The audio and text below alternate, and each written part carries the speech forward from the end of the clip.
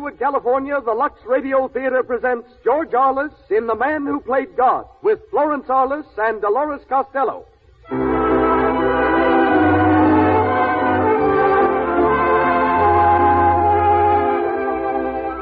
Lux presents Hollywood. Welcome to the Lux Radio Theater, the theater made possible by your loyal purchases of Lux Flakes and Lux Toilet Soap.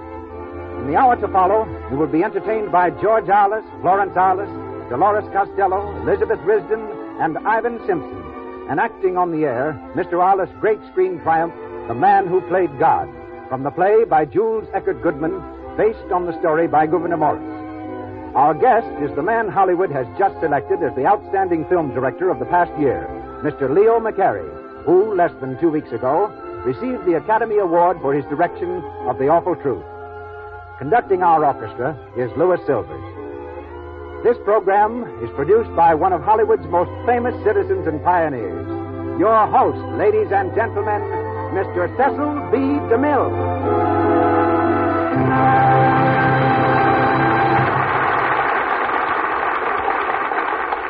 Greetings from Hollywood, ladies and gentlemen.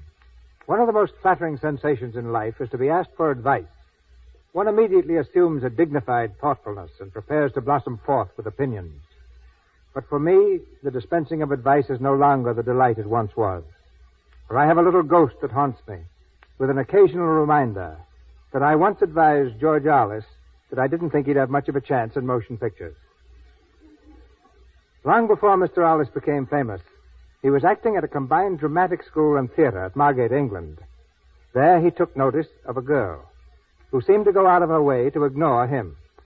One afternoon, to escape from a drenching downpour, Mr. Arliss dashed into the dark and empty theater and found that the young lady had preceded him. They looked at each other. They began to talk.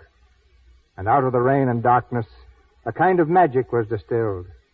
At the end of 4 minutes, he'd proposed, and the girl had accepted. George Arliss and Florence Montgomery have been married now for 39 years.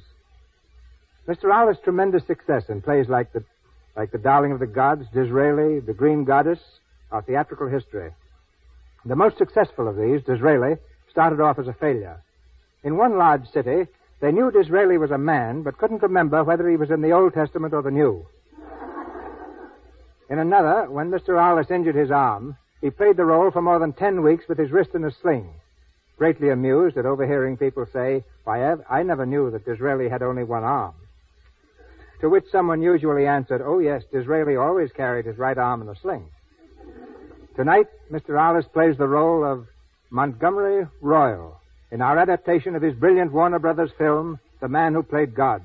Dolores Costello is featured as Grace Blair and Mrs. Arliss as Mildred Miller.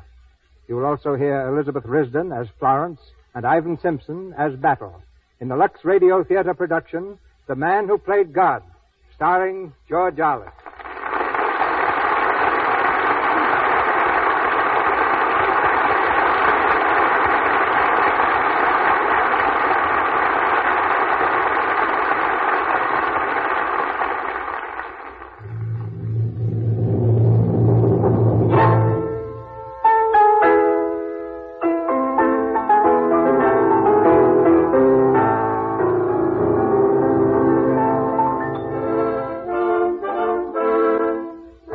Suite in Paris.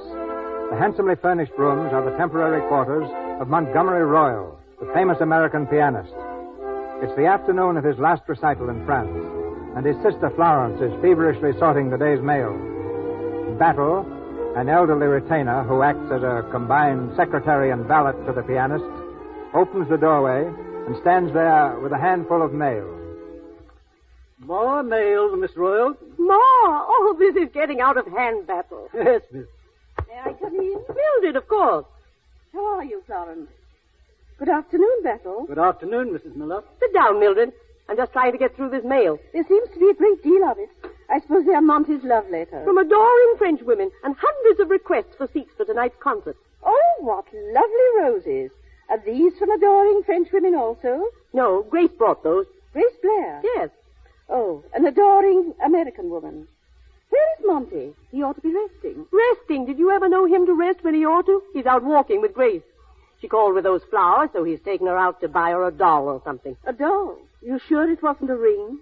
Mildred, what are you talking about? Grace is only a child. A child of 25? I come to think of it, Grace must be nearly 25. Florence, don't you ever see anything that goes on under your nose? Don't you know she's in love with Monty? Oh, that's nothing. What about all these letters? But he doesn't give those people private music lessons. Mildred, I believe you're jealous. Yes, I believe I am. I wouldn't worry. Monty's too level-headed to fall for a sweet young thing at his age. Of course, you should have married Monty years ago if you'd had any sense. But I haven't. Well, you're an eligible widow now. It's not too late yet. Florence, there's one very good reason why I haven't married Monty, and I needn't tell you what it is. He hasn't asked you? Well, perhaps he hasn't thought of it. Why don't you remind him?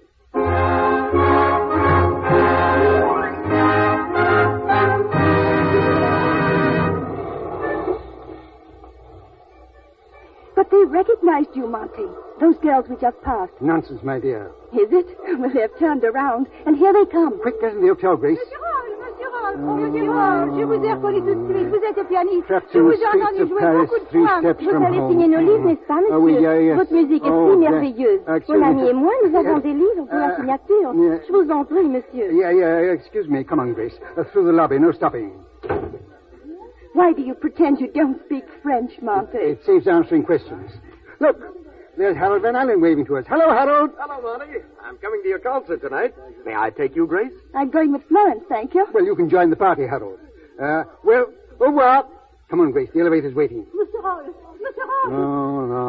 I'm trapped again. Oh, Monsieur Roll. Je vous ai attendu pour vous saluer. Oui, Désirais tant vous voir. J'irai vous applaudir ce soir, naturellement. Yeah. Monsieur, vous êtes un artiste si merveilleux. Et je vous ai entendu si souvent que... Excuse me, je ne comprendais le French. Excuse me. Oh, but I speak English too. Oh. Oh, do you? You remember me, do you not? I crossed on the Olympia with you in 1931. Madame Lavelle.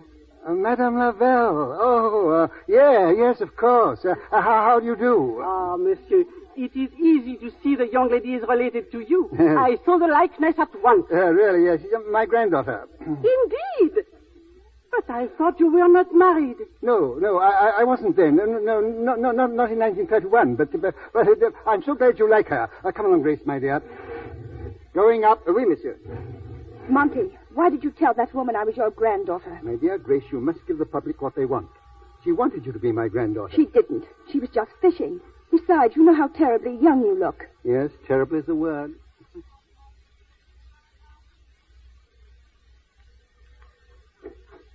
Mr. Royal. Hello, Battle. Come in, Grace. We were wondering about you, sir. Thank you, Battle. Ah, Monty, here you are. Hello, my dear. We just had a nice, quiet stroll along the boulevard. Not a soul recognizes you. Not more than 50 or 100. Hello, Monty. Mildred, dear. Nice to find you here. Just a flying visit. Good afternoon, Miss Blair. Good afternoon, Mrs. Miller. Grace, you know, is my protege. All great musicians must have a protege. So I thought I might as well have a good look out. You also have a sister who's been working her fingers to the bone. Ah, but look how I have to work mine on the bones tonight. Smiting the ivories, hip and thigh. Well, good luck to you tonight, Monty. Oh, don't go yet, Mildred. I need your advice, as usual. Well, what is it? I want you to see this drawing that's come from the architect. Ah, yes, here it is. Don't you think that's a lovely setting for a church organ? There's the inscription. To the glory of God and the memory of Margaret Ruth Royal. To the memory of your mother. I'm going to have it built in the little church in New York that she always attended. What do you think of it? It's beautiful. Good. You know, she was always conscious of the vibrations of the church organ, in spite of her deafness. You remember, Florence, how it affected her? We used often to see the tears come into her eyes. I didn't know your mother was deaf. Yes, quite early in life. It's a family inheritance. Her father and his father before him. A terrible inheritance. I think she'd like my giving this organ to the church. I beg your pardon, sir.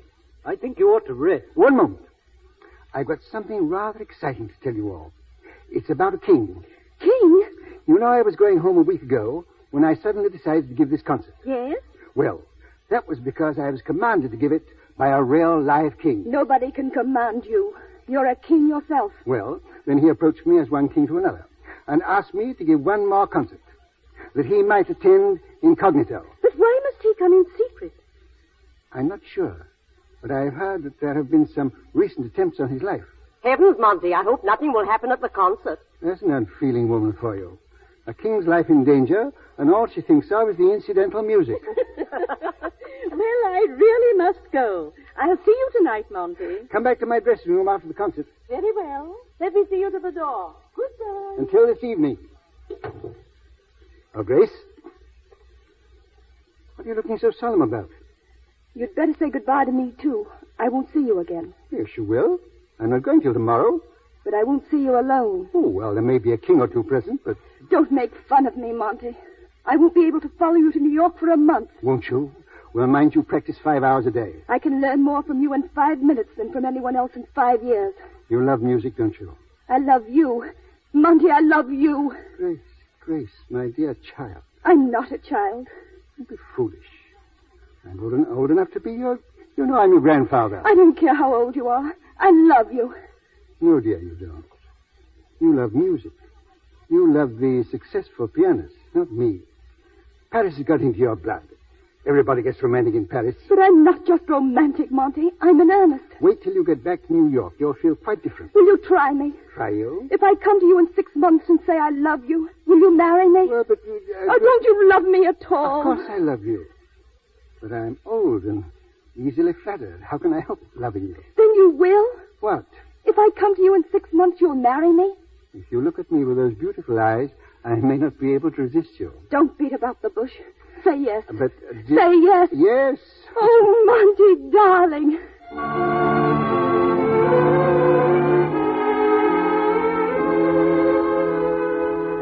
This way, madame. The seat's going forward. What a crowd. Isn't it marvelous? Do you see anybody who looks like a king? Our 4 seats aren't together. Harold, will you take care of Grace? With pleasure. No, I'll sit with you, Florence. Oh, no, you won't. You young people will sit together. You come with me, Mildred. Well, we might as well sit down, Grace. May I take your wrap? Thank you, Harold. Oh, I believe I'm excited. You seem to be. After Mr. Royal sails tomorrow, I suppose I may have a chance to see something of you. What do you mean? You're always seeing me. I'm always calling to see you, but you're generally otherwise engaged. Harold, don't start that again. I want to listen to the music. Well, there isn't any music yet. Why do you carry those enormous race glasses? I like to watch the movement of his fingers. There he is. Who, the king? No. What an ovation.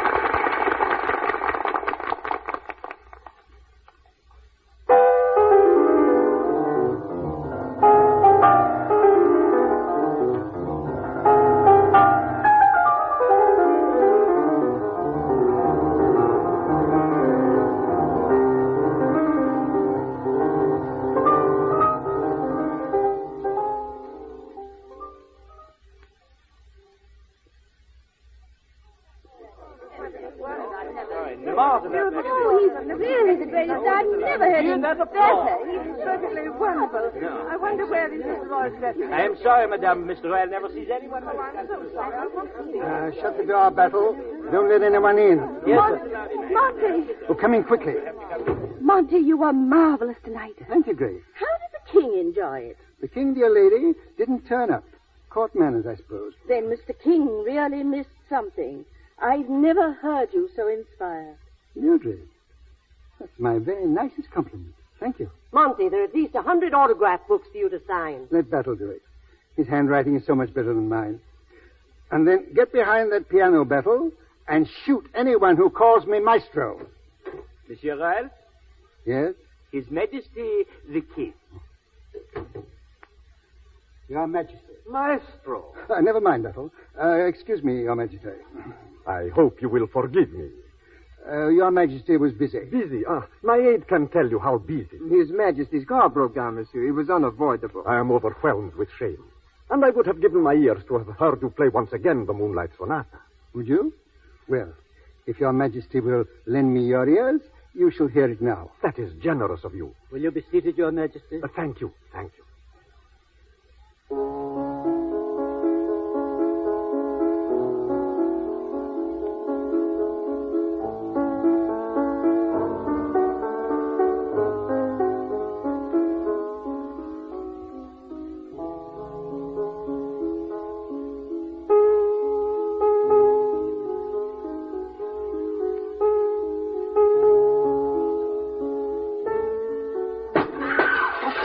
Your Majesty, a bomb! Monty, don't Stand back, touch it. everybody. He's picking it up. Get away from that window. Quick, look out. Thank God there was nobody below. Your Majesty, are you all right? Yes, but Monsieur Royal, He is unhurt, Your Majesty. he saved my life. Monsieur Royal. Monsieur, I owe my life to you. How can I ever thank you? Your Majesty will forgive me, but I can't hear what you're saying. What? Monsieur Royal. Monty, what is it?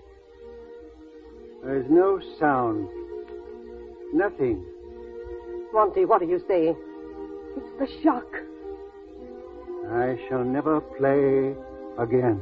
Don't say that. Don't look like that. Mildred, my dear, I'm stone deaf, just as my mother was.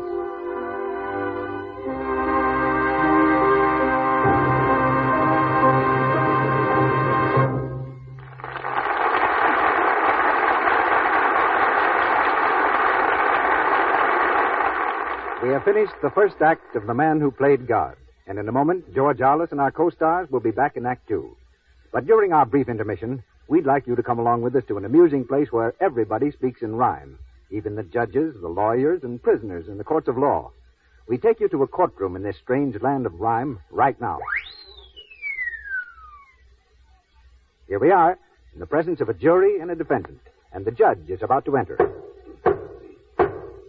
Court will come to order. The judge is coming in. Bring the prisoner to the bar. Young woman, what's your sin?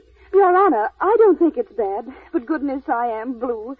My husband gets so angry, and so I've come to you. This court is here to listen to crimes against society. My husband says my hands are a crime against propriety. He says they look so wrinkled and so old and rough and red because I wash the dishes. That's not half of what he said. Now let's take up the problem. You wash dishes every day? Oh, why not eat on paper plates, then throw them far away? Why, that's all right for picnics or a quick informal bite.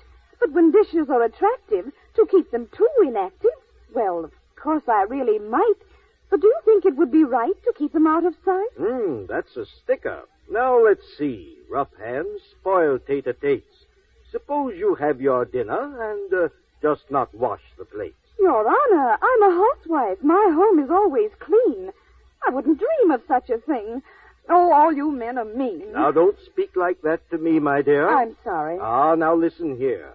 I've now got information on the cause of your mistakes. I put you on probation to wash dishes with Lux Flakes. Every wife of every station can now avoid heartaches, keep hands from ruination by using mild Lux Flakes. His Honor is right. To keep your hands white, get Lux Flakes tonight. You see, this rhyming business is contagious, but so is the use of Lux Flakes for dishes. Women who try it are so delighted with it that they tell other women. You, too, will find Lux not only makes dishwashing quicker and easier, but keeps your hands lovely, soft, and white. The kind of hands men admire, the kind that every woman wants to have. Use Lux Flakes for dishes. And now, Mr. DeMille. The Man Who Played God, starring George Arliss with Florence Arliss and Dolores Costello.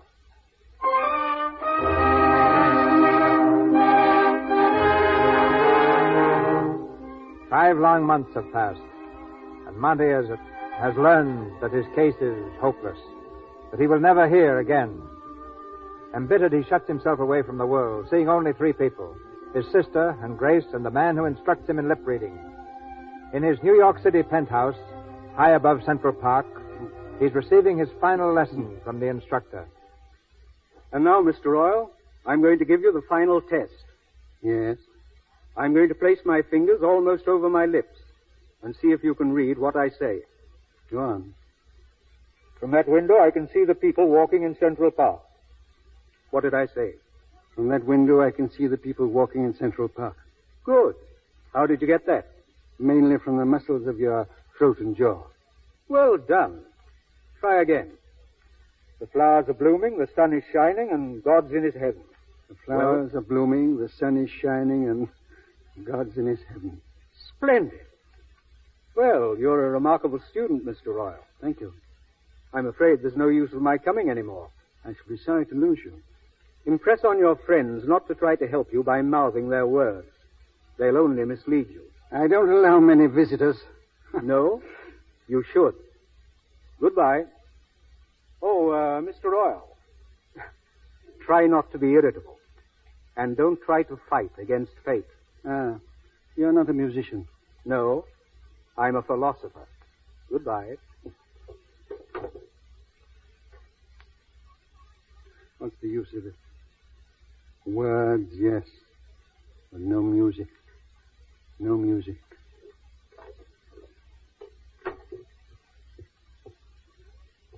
Monty. Oh, it's you, Florence. Why don't you come straight in instead of creeping up behind me and pushing me? I'm so sorry. You and Battle are always talking behind my back. Why can't I be left alone? I know perfectly well I'm a millstone around your neck, but you needn't make me conscious of it every moment. Monty. Oh. Grace come yet? No, but Mildred is here. You wish to see her? No. Yes. I should like to see Mildred. Come in, dear. Monty. Well, Mildred, this is my den. The lion's den, you know. Florence. Sit down. How do I speak to him to make him understand? Do I speak loud or slow or how? Speak naturally, that's all. I can understand you. You heard what I said? No. I didn't hear. I read your lips. Read my lips? How wonderful. Oh, Monty. Why are you crying? Because you find me changed, eh? Haven't I good reason to be changed? But I'm glad you've come. I've missed you. I've often wished to talk to you during these 5 silent months. You didn't answer my letters. I knew you only wrote because you were sorry for me. You should know me better than that, Monty. But I can talk to you. You've always... Mildred, you believe in God? Yes. I've been studying the Bible lately. Listen. It says here, are not 5 sparrows sold for 2 farthings, and not one of them is forgotten before God? You believe that? Yes. If he knows everything, why does he let such horrible things happen? Monty. You'd only left me my music. Mildred, I've withdrawn my promise for the church organ. Why? Because I won't be a hypocrite. He struck at me. He struck at my mother. Why should I glorify his name? Perhaps someday you'll learn why. I can't believe that he makes mistakes. Mildred, the Bible is a great book. But I'll tell you what it has taught me. There is no God. You who were so tender, so good. There is no God. You shut yourself up here and brood on your affliction. Do you know where this will lead you? Yes, to madness. I thought of that. And how easy it would be to end it all. I've thought of that, too. Don't say those things. Monty, you've never had to test yourself before. Test myself? I'm not speaking of music. I'm speaking of life. You've had everything. Wealth, talent, social position, but you've never really suffered. A man who has never suffered has never lived. This is not suffering. This is a living death. It's your first great test. Are you going to fail? Are you? Hello. Oh, Mrs. Miller. Good afternoon, Grace. I'm so glad to see you. What do you think of Monty? Stop that. I won't have anybody ask what they think of me. I know what they think of me. He's a bad child sometimes. Sit down, Mrs. Miller. I was just going, Grace. Oh, don't let me turn you out. He sees too much of me, you know. But I must go. Goodbye, Monty. Goodbye. Thank you for coming. How are you today, Monty? Why do you say I see too much of you? You know I look forward to your coming. Monty, you make it very hard for me to say goodbye. Goodbye? You knew I was going to Santa Barbara, to the Chittendens. I'm leaving tonight. But I thought you were leaving tomorrow, Wednesday. Today's Wednesday, dear. Oh, is it? Well, one day's so much like another to me. Well, I've lost a day. That's some consolation. I feel terribly about leaving you. If I hadn't promised... Of course you must go. You need a change. Why should I need a change? Too much of me. Beginning to tell on you. Monty. Why are you carrying those field glasses? You going to the races? No, not exactly. Mother and I are... Oh, Monty, you know how I love the piano. We were going to the concert this afternoon. Do you mind? Mine? It's the first recital I've been to since yours. Does it seem rather heartless for me to go? Oh, why shouldn't you? You are taking these glasses to watch the fingering.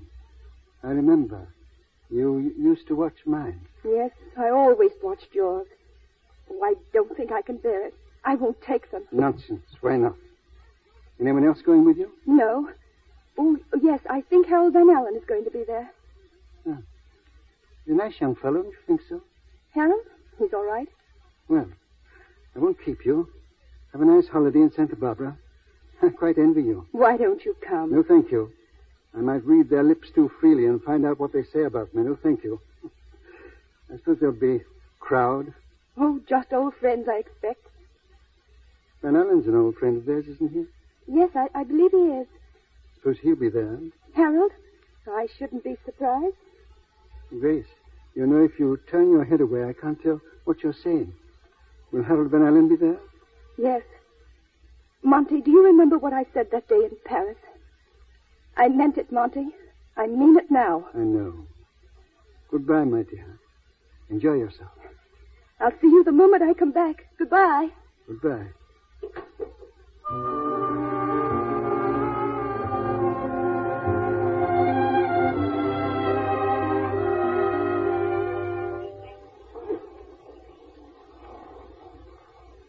Mr. Royal, won't you come away from the window, sir? I'm afraid you'll catch cold there. You'll catch cold with the window open, sir. I was looking down into the street. There's a fascination about height battle. I don't wonder at people giving way to sudden impulse. Mr. Royal. What's the matter? Nothing, sir. I was about to suggest, Mr. Royal, if you'd only try to play again. It's so long since you've touched the piano and your violin. Play again. I wonder if I could. Sit down, sir. Try it again, just once. If I touch these keys, there'll be music in this room. Music. I can't do it. I can't. To strike the notes and hear no sound. Ghostly. Terrifying. Bethel! Have this thing taken away. And my violin. I can't bear the sight of them. Mr. Royal, if Don't argue with me.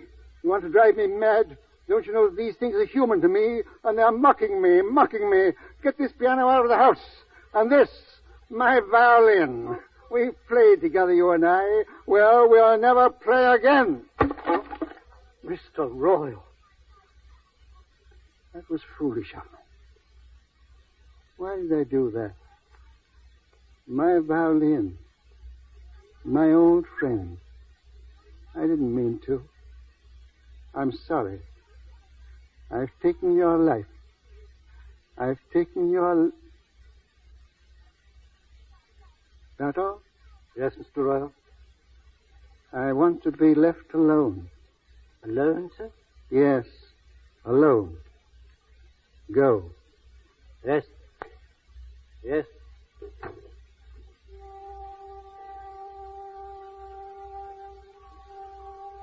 No sound. No voices. Nothing but silence. Forever. The silence of the tomb.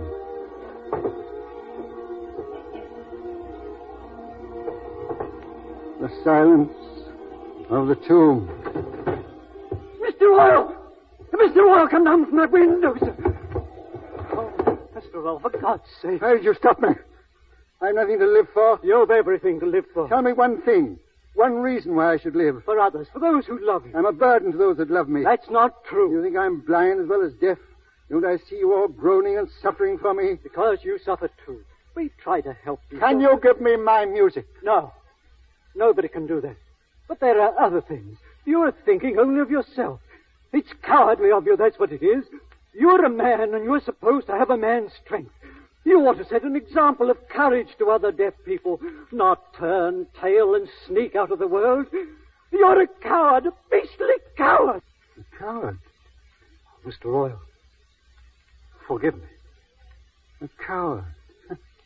And I thought it took a great deal of courage to do what I was about to do. But you're right. It's easier to die than to live. Don't ever try to do that again.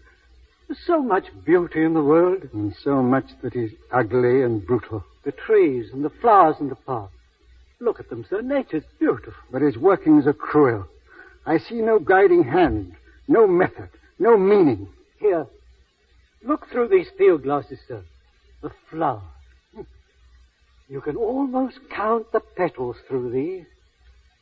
Look, sir. Look. Yes. Trees and flowers and cripples and beggars. Hunger and strife and flowers in hopeless confusion. How absurd to believe in a merciful God. But there's joy and happiness, too. You can't have just one thing.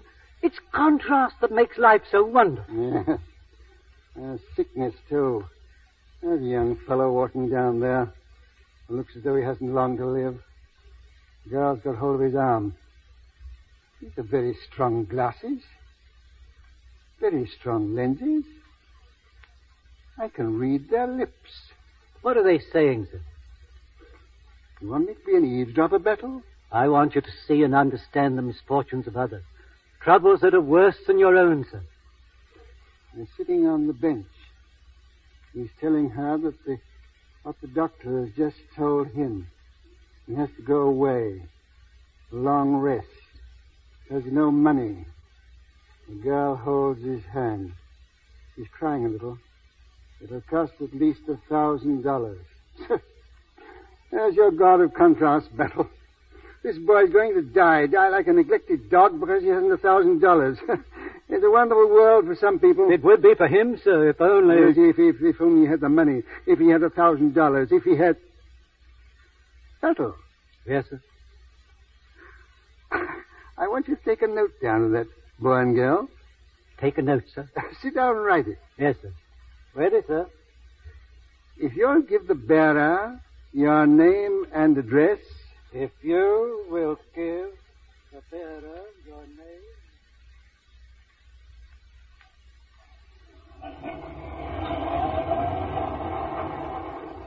I can't figure it any other way, darling. I need 1,000. There's no chance of getting it. I guess that's all. No, I won't let you say that. There must be a way. There must be. I don't see how. We can't get married. I guess we never will now. Oh, Ed. It's tough on you, honey. Tougher on you than on me. Don't say anything. Don't speak, Ed. What is it, honey? I'm praying, Ed. Praying to God. Maybe I won't be hurt. Honey. I'm praying to him now. Dear God. Honey, don't. It's no use. It's just the way things are. He can't help us. I beg your pardon? Yeah? What is it? I have a note for you. For me? Yes. But you don't know who I am. Will you read it, please? What does it say? If you will give the bearer your name and address, the person who has overheard your conversation will take pleasure in sending you the $1,000. Ed! But how could anyone have overheard? There was nobody around here. There couldn't have been. Who wrote this? I'm not at liberty to say. Will you write your address here, please? Shall I? Yes. But I want to know who did this. Who sent that note? Shall we say it was a man who, for the moment, played God? Good luck to you, sir. Ed! $1,000! Who did it? Who? Ed, I prayed to God, and he heard me. He heard me. Oh, darling.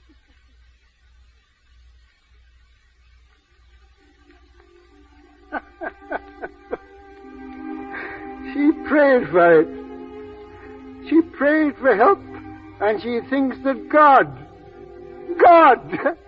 at last I've got a good joke on him.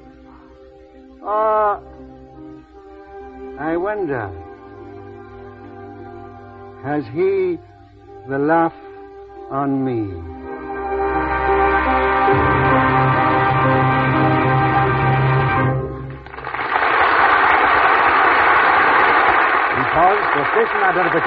This is the Columbia Broadcasting System.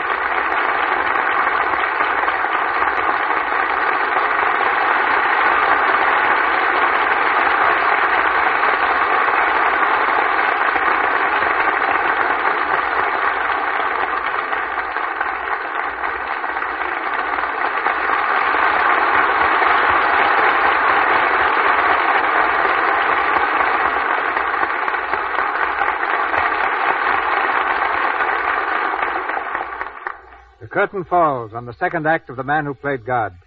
And following this short intermission, George Arliss continues in Act 3.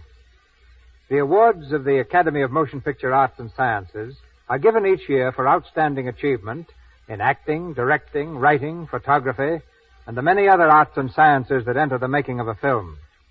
A few days ago, the gold statue proclaiming him the outstanding director of 1937 went to Mr. Leo McCarey, director of Columbia Studios' exquisite comedy, The Awful Truth. Mr. McCarey's genius for comedy is mixed with a rare appreciation of pathos and drama. For after directing Eddie Cantor, Harold Lloyd, Laurel and Hardy, and the Marx Brothers, Leo turned round and gave us Ruggles of Red Gap. And more recently, that tear-stained documents of parents and children make way for tomorrow. Welcome, Leo, and congratulations.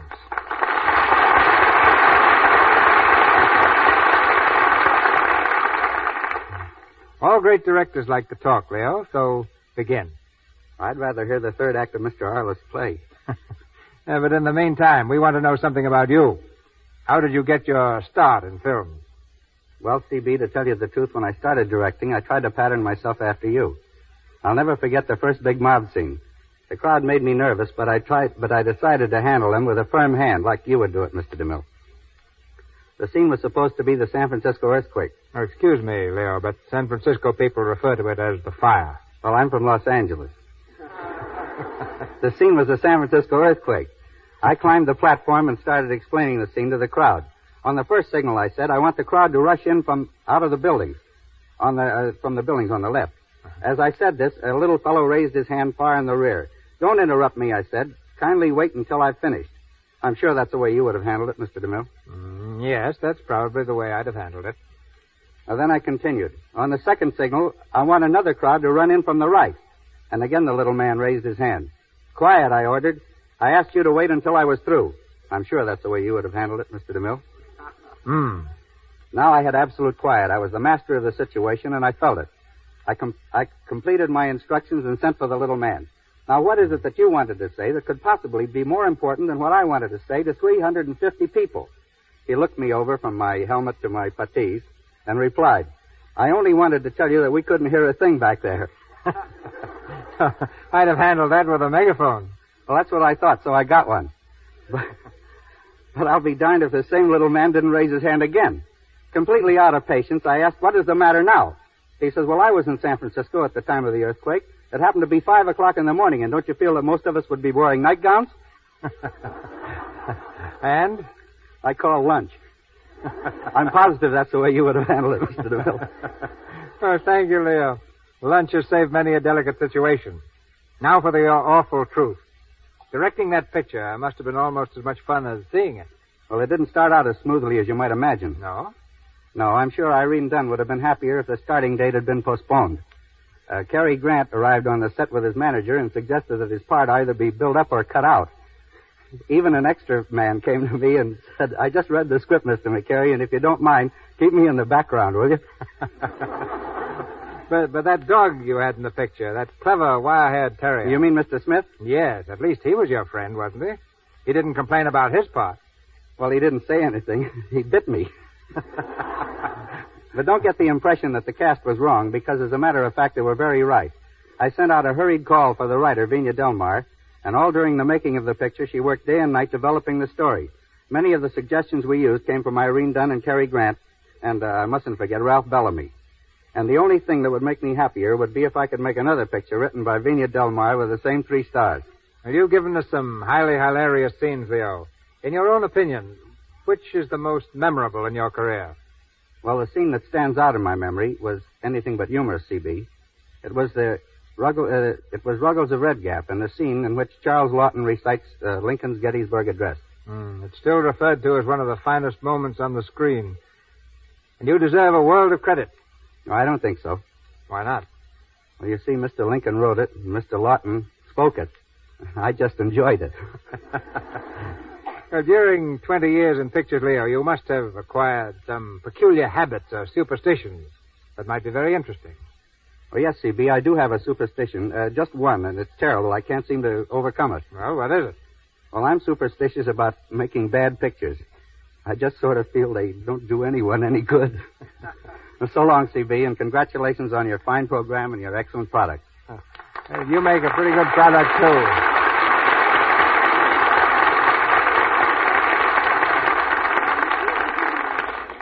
The curtain rises on Act 3 of The Man Who Played God, with George Arliss, Florence Arliss, and Dolores Costello.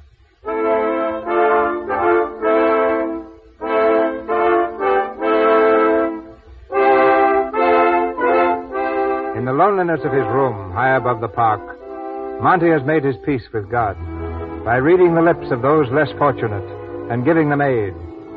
It's a few weeks before Christmas, and Monty kneels in the center of the room unpacking a crate of toys, singing as he works.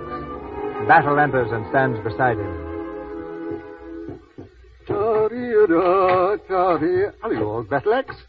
Getting ready for Christmas, sir? Well, what if I am? Singing, too. Was I? Well, I never had any voice, you know, and I always wished I could sing like Caruso. Now I can. Can you, sir? In my own estimation, yes. I sing and I can't hear a sound, so I imagine I'm singing like Caruso. It's a great thing sometimes not to be able to hear. Well, were the children in the park pleased with the toys I sent them? Didn't you watch them through the glasses? It's rather a lark, isn't it, Battle? It's a great work you're doing, sir. Oh, no, not great. Just a lark. But I've got a grand idea. I'm going out. Going out? Yes. I thought it all over. I'm not going to be a hermit anymore. Shall I get your hat, sir? No, not now. Christmas. Christmas? You see, Miss Grace is coming back. Is she, sir? I'm glad. Yes. Seems too good to be true. Well, at Christmas, I'm going with her into all sorts of toy shops. And I'm going to watch the children and find out just what they want. I shall be on the inside of the shop, you see, and they'll be outside looking through the window, and I can read their lips. And then you take the toys out to them. It's a good idea, Battle? It's a beautiful idea. A beautiful work, sir. Nonsense. The work will be yours. You see, you'll have to carry the toys.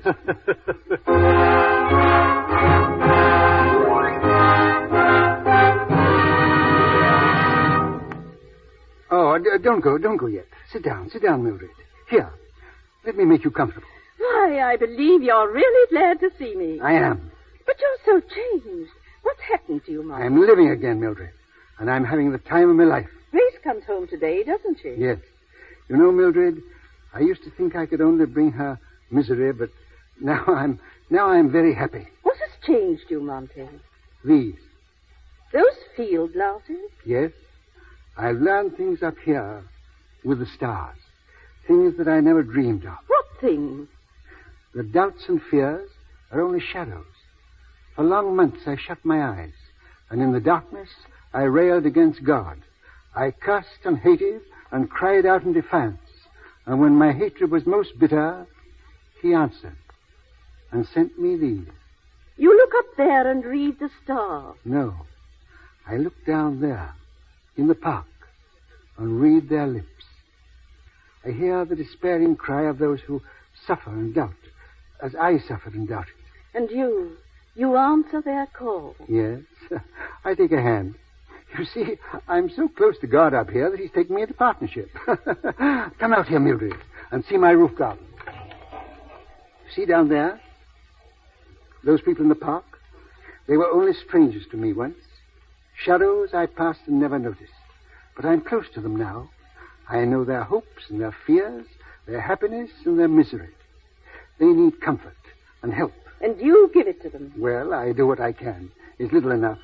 Monty, there's something sublime about this. Only business of its kind on earth? Absolute monopoly. It's been your salvation. My salvation. Through God. It was he who did it, Mildred. Now, you must excuse me a moment. I must see if there are any more customers down there. These glasses are remarkable. I never get over the wonder of them. Here's a young couple coming round the park. The park's a great place for lovemaking, you know. Mildred, Yes? who do you think it is? Someone you know? Grace. Grace, looking like one of the flowers. And young Van Allen with her. Grace and Harold? Let me look. Wait a minute. What a stunning frock she has on. And the very latest thing in hat. I tell you what she's saying. Monty, give me those glasses. Don't snatch. Be careful of them. Don't spy upon her. Talk to me until she comes in. Spy upon her? What do you mean? Nothing. You're frightened. What is it? I told you. Nothing. Well, it seems like looking through the keyhole. Mildred, I don't hear gossip, you know. Has there been any? Don't talk nonsense. Give me those glasses. If there's anything I should know, it's better to learn it this way. Monty. I'm going to read their lips. It's for her sake, too, you know, as well as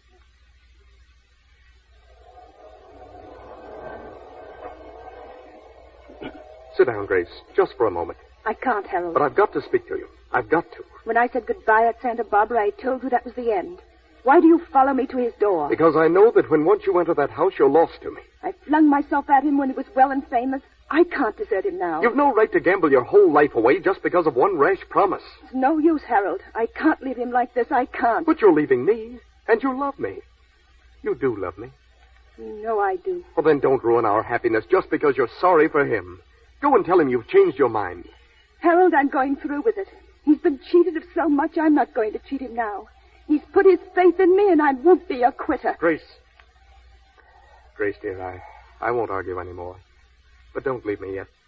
Sit here with me, please, just for a little while.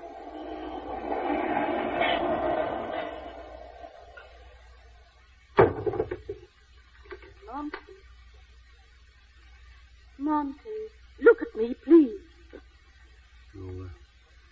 You knew this, Mildred? That she loved him all the time?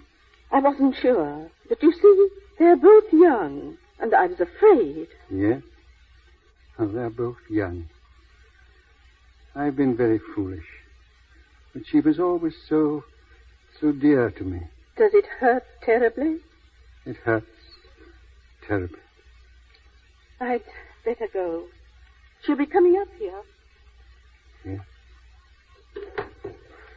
I wonder what God would do in a case like this.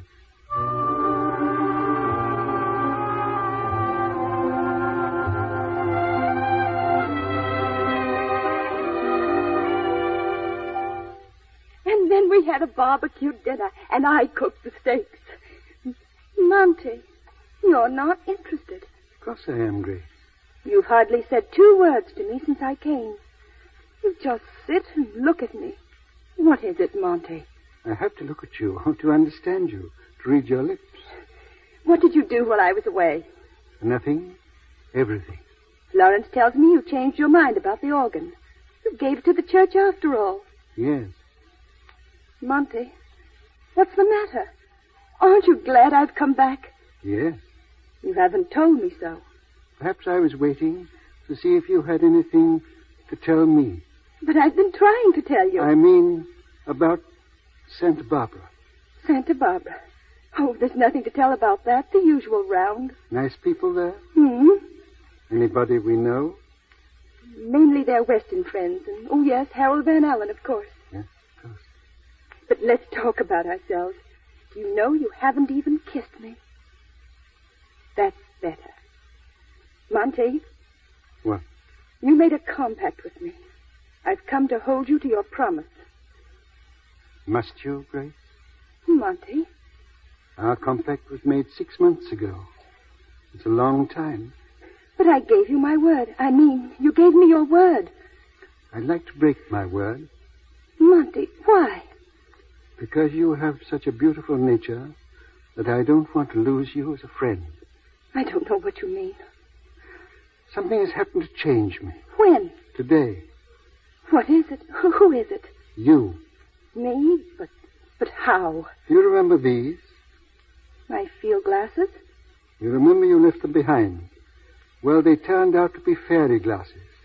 By looking through them, by looking at people in the park, I can see everybody's life just as it is. Everybody's thoughts just as they are. Monty. Don't be frightened. I saw you in the park, Grace. You read our lips. Yes. Puts me in a pretty bad light, doesn't it? Eavesdropping. But you see, I wasn't quite prepared for what I was to hear. Monty, you don't think I've been deceiving you, do you? No, dear. You've just been deceiving yourself. I did love you. I do love you. Grace, since I've been living up here, close to the sky, I've learned many things. Things that hurt me, but left me spiritually better. It was music that brought us together. You know that, don't you? Yes. It was a love founded on perfect harmony, but we never looked ahead. Our love was music. But you see, dear, a string snapped, and the music ceased. Not altogether, Monty. You'll always be my idol. I shall always be your friend. Goodbye. You behaved like a gentleman, Grace, and perhaps I admire you more than I could ever have loved you. Monty. Goodbye, my dear.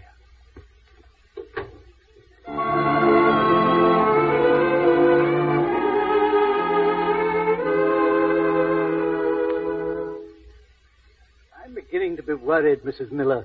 He said he was going for a walk in the park among his customers, as he calls them. But I expected him back. Do you think he might have gone to look at the organ? He might. He's often said he meant to sneak in one day. Thank you, Bethel. I'll go to the train.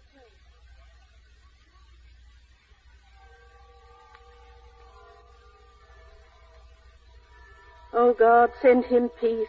Send him happiness. Give him strength. It's Monty. Monty! Mildred, I'm so glad.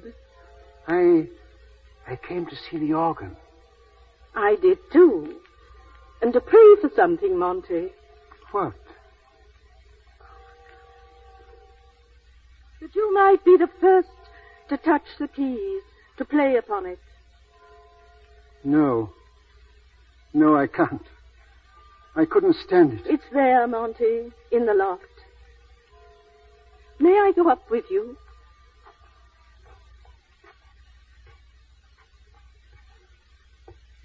Fine organ. Grand. The last time you played, it was for a king. This inscription says, to the glory of God. Won't you play for a king again? Sit beside me, Mildred. Don't leave me, please. Won't you play? Yes. For the king.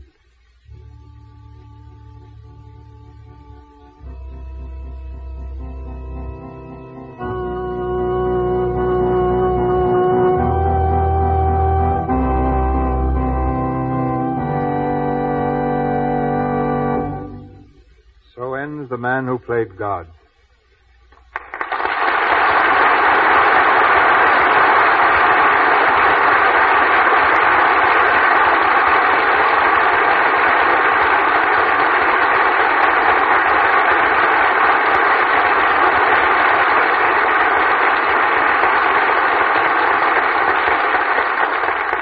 We'll hear again from Mr. Hollis in a moment. A while back, there was a wave of interest, you all remember, on the subject of child marriages. The question arose, what is actually the age of the average bride in this country? Melville Ruick has an answer for you. Here are figures based on 60,000 marriages in a large eastern state.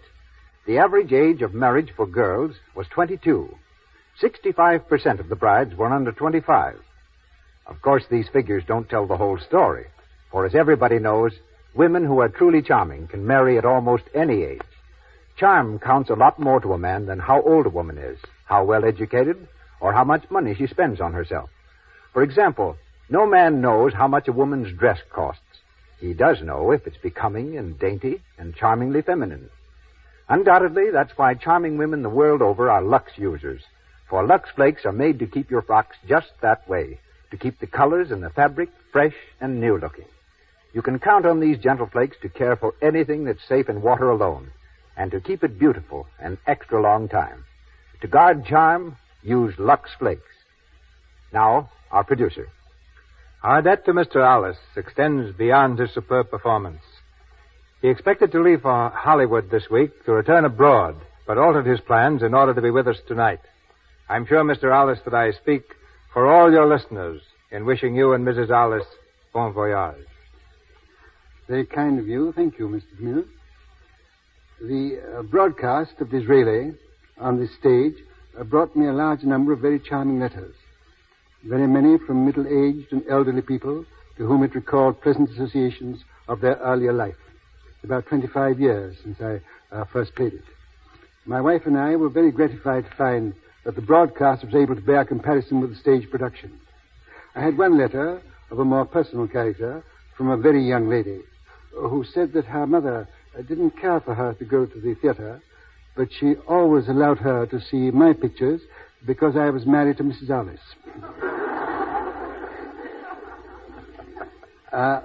Of all the response from the film version of The Man Who Played God, the most satisfying was from a group of deaf people who for the first time learned from the picture of lip reading.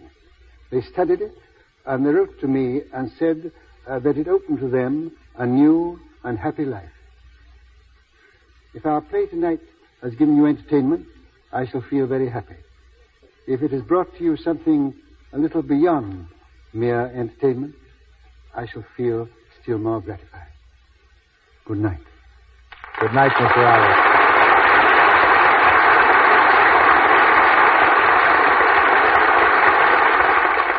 There's wonderful news of next week's stars and play coming to you in just a moment from Mr. DeMille. But first, may I say that in our cast tonight were Ivan Simpson as Battle, Elizabeth Risden as Florence Royal, Leonard Willey as Mr. Appleby, Evelyn Keyes as Girl in the Park, Reginald Sheffield as Boy in the Park, Vernon Steele as the King, Frank Nelson as Harold, Michelet Burani as Madame Loubelle, Charles Evans as Usher, Louis Merrill as a manager, James Eagles as aide to King, Edith Nestier and Lou Lorraine as French girls, and Elizabeth Wilbur and Georgia Kane. Louis Silvers appeared through courtesy of 20th Century Fox Studios, where he directed music for their new picture, Sally, Irene, and Mary. And now, here's Mr. DeMille. A week from tonight, the Lux Radio Theater will echo to the unforgettable melodies of Victor Herbert. Sweet Mystery of Life, Falling in Love, and Italian Street Song, all of which tells you that our play will be that tremendous success of stage and screen, Naughty Marietta. Making special trips from New York to be with us are two of the greatest and most popular singers heard today in grand opera, motion pictures, and on the air. Mr. Lawrence Tibbett and Miss Helen Jepson. Naughty Marietta is a dramatic play of old New Orleans. Miss Jepson will be heard as the runaway French countess, and Mr. Tibbett as the reckless American soldier.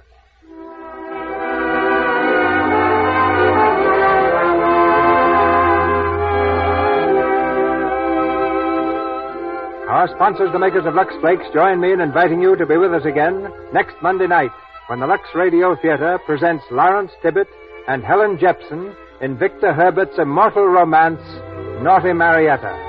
This is Cecil B. DeMille saying good night to you from Hollywood.